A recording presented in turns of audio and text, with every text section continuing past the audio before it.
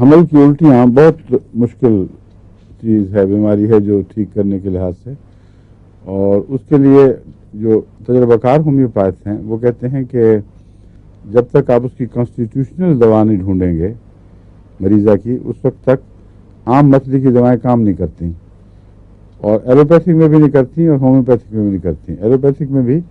جو عام متلی کی دوائیں استعمال کراتے ہیں، ان کے متعلق مجھے اکثر خواتین بتاتی ہیں کہ ہم بہت دوائیں کھا بیٹھی ہیں، کوئی کام نہیں کر رہی۔ تو اس کے لیے جو تجربہ کار ہومیوپیتھ ہیں وہ یہ کہتے ہیں کہ کانسٹیٹیوشنل ریمیڈی کی تلاش کرو۔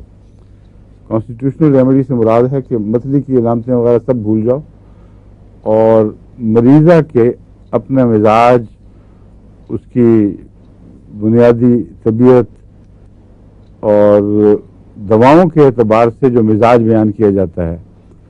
اس کی تلاش کرو۔ مثلا ایک مریضہ ہے، وہ آرسنک کا مزاج رکھتی ہے، وہ بہت ہی میٹیکولس ہے اور بہت ہی اپنی عادات میں باقاعدہ، ذرا سے ادھر سے ادھر بات ہو جائے تو اس کو گھبراہٹ ہوتی ہے، اور بے چینی کی طبیعت ہے، خوف، بے چینی، بے قراری مزاج کا حصہ ہیں،